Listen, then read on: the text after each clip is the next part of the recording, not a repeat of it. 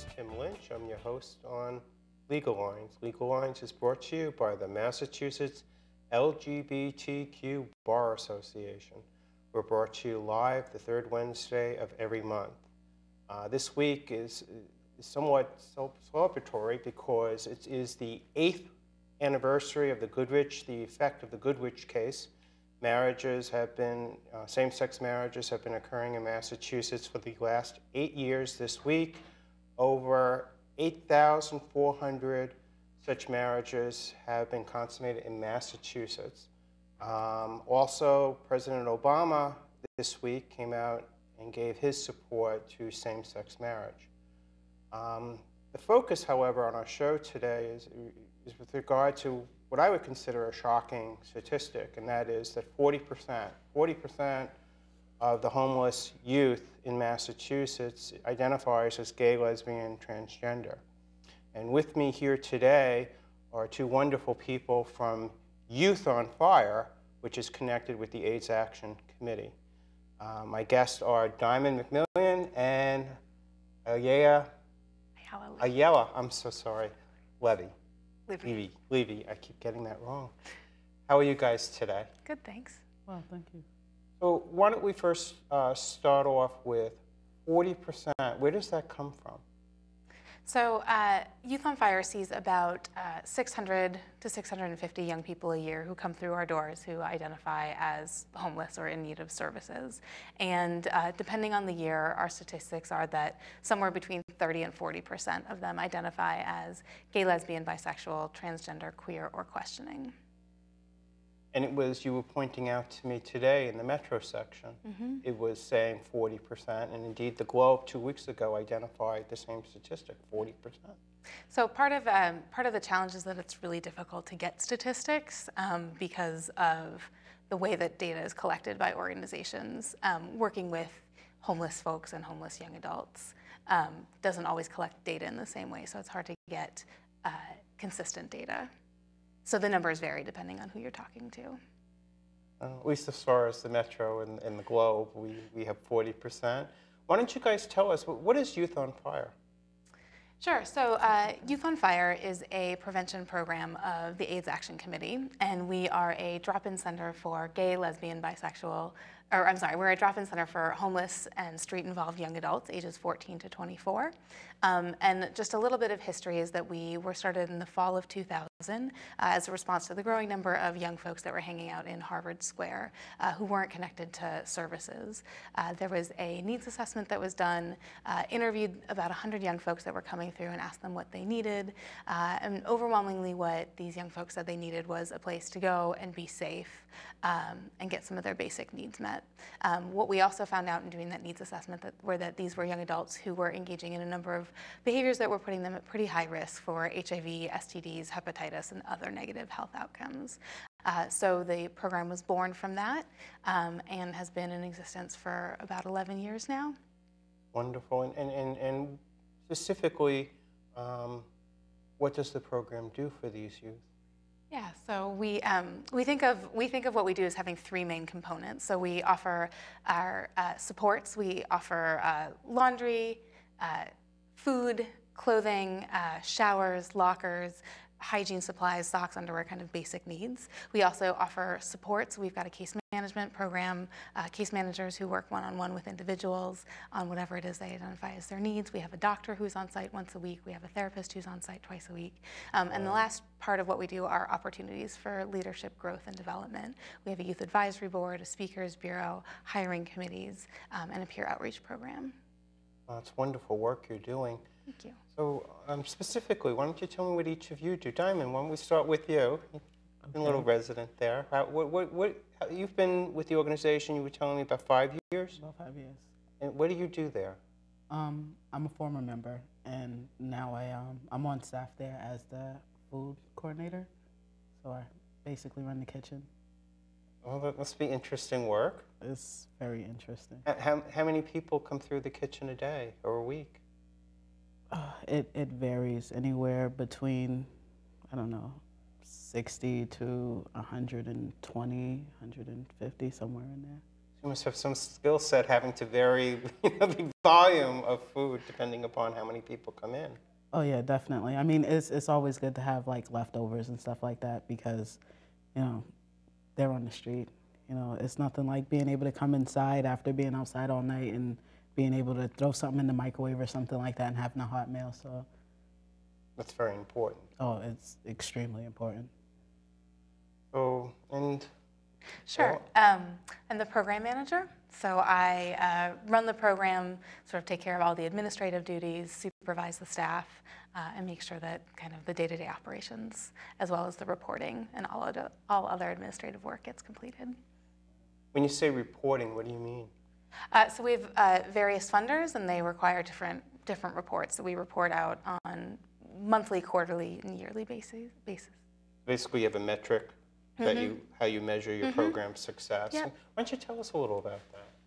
Sure. So we are primarily funded as an HIV prevention program, and so our work is really to work with those who are at highest risk of kind of, again, long-term negative health outcomes and health consequences. So we really prioritize working with folks who are on the streets, who are engaging in, again, behaviors that are putting them at risk. Some of our measures, we do on-site HIV testing. We have, as I said, we have a doctor who provides, who runs a medical clinic out of the program. We have access to condoms, safer injection supplies. So really working with our members sort of in a harm reduction approach to ensure that whatever it is that they're doing it in a way that's as safe as possible. And when you say they're engaging potentially in unsafe, I assume you mean sex and Sex, drugs, and rock and roll. Yes. So again, pretty much there are lots of things that are putting folks at risk, but specifically we talk about unprotected sex and drug use, and specifically injection drug use. I would imagine it's very important. So tell us a little about the people who come in. I mean, you know, your focus is, or at least you treat a lot of people who are transgender, lesbian, and gay. I mean, what are their specific challenges? You want to talk about some of the specific challenges that face our... I definitely could. Well, one of the biggest issues of being homeless and GLBT is not being in a place where people can relate or sympathize or empathize with you.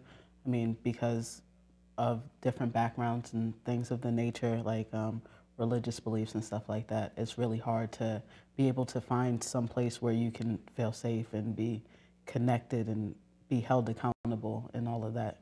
So one of the specific needs that we do provide for people that are GLBT is, well, all of the clients actually, is you know, a safe space where they can be themselves and not be afraid of who and what they are. They can just be them because of the age group that we deal with.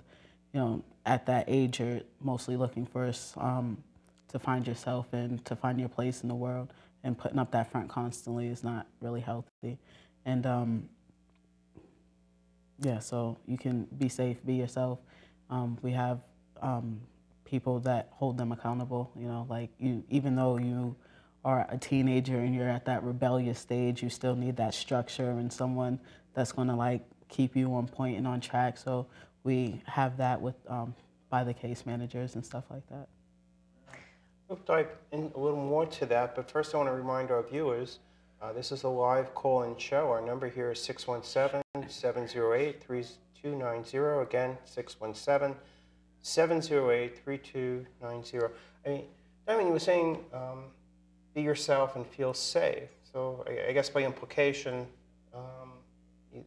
these young people don't feel safe and can't be themselves. Exactly. Like being queer and like shelters and stuff like that, it's not really a safe environment because, excuse me, because you can't be yourself because you have to worry about the repercussions and what's going to happen by being out. You know, like a lot of the shelters are religiously run and stuff like that, so you get persecuted for who you are and what you do. You can't truly be yourself. You know, like I like to compare like the shelter life as like being in prison. You know, like the same things that happen, the same way that you can be victimized in prison is the exact same thing that happens inside the shelter system. And if you could be a little more, like, just give us a couple of examples. Well, I mean, already being queer, you're automatically a target in those situations, especially like, say like you're a trans person and you go into a shelter.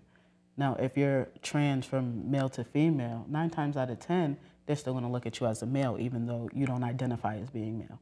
And they're going to place you with the men, which makes you a victim because, like, 9 times out of 10, the staff is going to turn the other way. They're not going to pay attention to what's going on. They don't want any parts of it, you know, because they don't agree with it already. And then, you know, like, you're stuck in this place with all these men, you know, from different walks of life, different whatever, and you become a victim, either being raped or whatever, because you're in that position. So it's pretty much like being in prison in general population, you know. These are people who seek out your services, who are victimized in some respects when they go to other services, similar services. Indeed. And the uniqueness of the service you're offering is, as you say, make them feel safe.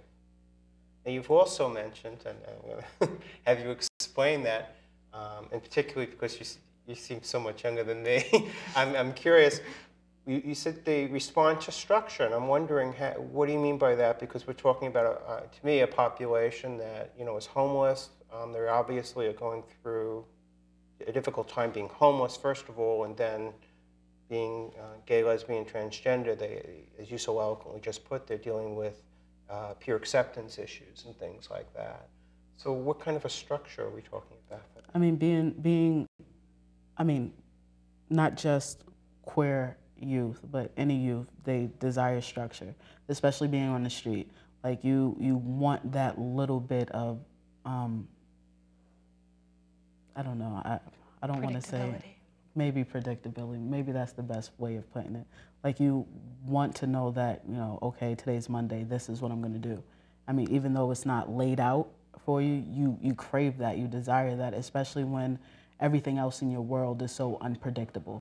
You need that little bit of predictability. You need to know, like, okay, I'm going to go to Youth on Fire, and I'm going to be able to get a shower, a hot meal, and, you know, where I go from there, that's still in the air. But while I'm there, I'm safe. I'm in a controlled setting. I'm, you know, like, nothing is going to happen while I'm there. So, like, you crave that. You need that. So in a sea of, you know, unpredictability, you offer a little structure, a little something to do that they can build their lives on. I'm wondering, though, and having met you guys are so nice, I'm sure people would feel safe around you when you have high expectations of the people who utilize your services, and that must have a very positive impact on your clientele. I don't know if you could I think take that. So young folks become homeless for a number of reasons, but pretty simply put, it's because home either doesn't exist, isn't safe, or isn't supportive. And what we find is that's true for all the young folks that we work with. And then specifically when we're talking about our GLBT-identified young folks, we also have issues, see issues around family rejection, we see issues around domestic violence, and other kind of really powerful stressors. And I think what we at Youth on Fire try really hard to provide, or work really hard to provide, is a sense, as Diamond said, of safety, security, predictability, and support. Our case managers are non-judgmental, accepting, helpful, kind, and really what we do is we have I think we occupy a unique place in people's lives, in that we're just really people's support systems. And what we see ourselves as doing is building relationships, and building relationships with, specifically with young folks who have not been treated well by the adults and the systems in their lives, who were supposed to keep them safe, who were supposed to support them. And so our members come in having every reason to distrust us and to be wary of us. And we work really hard with every meal we provide, every time we provide a shower or a clean pair of socks. We're building that relationship and engaging with folks. And some of the services that we provide that are specifically targeted towards our queer-identified young folks. We've got our Safe Spaces programming that is funding that's specifically geared to make sure that our GLBT youth are sort of getting the special attention and services. So we've got, we do a bi-weekly queer coffee hour that's a really informal support group. We have language and visual reminders all around the space that this is a safe space for all. We do not tolerate any homophobic, transphobic, or derogatory language. We've got locked single stall shower. So again, a place where people can just feel and be safe, let their guard down a little bit, have a little bit of a respite from the stressors that are going on outside. You literally provide a home for these people. So we were talking before that there's some legislation pending that you want to tell us about. Why don't we go Sure. there and tell us a little about that? So we've been working for the last year and a half to 2 years with the Massachusetts Coalition for the Homeless to pass the Unaccompanied and Homeless Youth Bill, which would provide two kind of main things. It would provide a special commission to look into the issues of youth homelessness with special attention to youth under 18 and GLBTQ identified youth, and looking at what the special challenges and barriers to services are for them. And then the second thing that legislation would offer would be a funding stream for programs to create housing and other supportive services for homeless youth in the state. So they would help set up funding to study the issue, Mm-hmm. so that you can have programs That's that would right. better support Mm-hmm. the population. That's right. Well, that's wonderful. How can, if people were interested, what can they do to Sure. help you? So I think there are a couple things that folks can do. In terms of the legislation, the Massachusetts Coalition for the Homeless has been really the forefront organizers of that bill, and you can go to the Mass Coalition's website to get all the information on the bill. In terms of supporting Youth on Fire, you can always, we are always looking for volunteers, in-kind donations, and then obviously financial contributions. And you can go to the AIDS Action website and look at Youth on Fire to find our website and make donations there. AIDS Action, is that AAC.org? Yep, that would be www.aac.org. It's easy to find. Oh, and they have it up on the Great. TV, which is good. So, but I mean, certainly the other thing the viewers can do is they can call their state rep and their Yep. state senator and say to support this bill. What does the bill go by? Is there any particular It's called name? the Unaccompanied and Homeless Youth Bill. What could be more pressing than than dealing with our youth and Mm-hmm. helping them out? So yeah, so we would encourage our viewers to get involved in that, certainly. What are, in dealing with this issue, we touched upon a few of the issues, acceptance, and problems they have. Are there any other problems they have at other shelters, general acceptance? I mean, is there anything specifically that accounts for the fact that the statistics, at least by the Globe and the Metro, 40% of the population, certainly it doesn't jive with the general population, Right. which usually considered around 10 Right. or so, but 40% is a rather large number. I would say it's staggeringly disproportionate. in Massachusetts. Yep, and then the other piece that's not even captured by that number is what we also know is that once they become homeless, our GLBTQ identified young folks are almost 7 times as likely to experience violence on the streets. So again, it's not only higher risk of becoming homeless, but once they are homeless, a higher risk of additional trauma happening. And I think that as one of our members said to me once when we were doing a panel presentation and she was asked, what can we do to end youth homelessness? She said, as long as you have abusive and neglectful and unsupportive families, you are always going to have youth who are homeless. And our job as service providers and as people who care is to make the time that people are on the streets as short as possible. Because the longer that we are on the streets, she said, the more bad things are going to happen to us. And the more bad things happen to us, the more there are long-term consequences for us for the rest of our lives. And I think that that's really kind of what we're hoping to do, both Youth on Fire and the other organizations in town that work with homeless youth, is really looking at how we can sort of both prevent homelessness, solve homelessness, and sort of reduce the harm as homelessness is happening. If any you've been with this organization 8 years. Any stories you can share with us? Want to put a face on it? Or? Yeah, I'm wondering if you want to share the story about the folks who are in a shelter. Yeah, Diamond. So, like I had previously said, like a lot of the shelters are religious-based and religious-run. So, one story that really like sticks out is some members were in a shelter, all-female shelter, and they were full-time students, and because they were homeless and on the street, staying in shelters, they couldn't afford to buy all the books that they needed for school. So what they did instead was take some of the same classes to share books. Oh. You know, cut down the cost. Like, it's only logical to do it that way. But in the shelter, when they're studying together, they weren't allowed to sit next to each other. They wasn't allowed to be that close because they were gay, you know. And when you say something about it, when you're like, oh, dude, like, I can sit this close to anybody else and it's not an issue, but because you know that's my girlfriend, you know that's my partner, it's a major issue, you know, you get kicked out for stuff like that. Wow. This is a true story. True story. Amazing. And because these folks, so when we heard this issue, we said, like, well, let's talk about discrimination. Let's contact the city. They get funding from the city, and they should not be able to discriminate on sexual identity or sexual orientation. And the two women said, we need this place.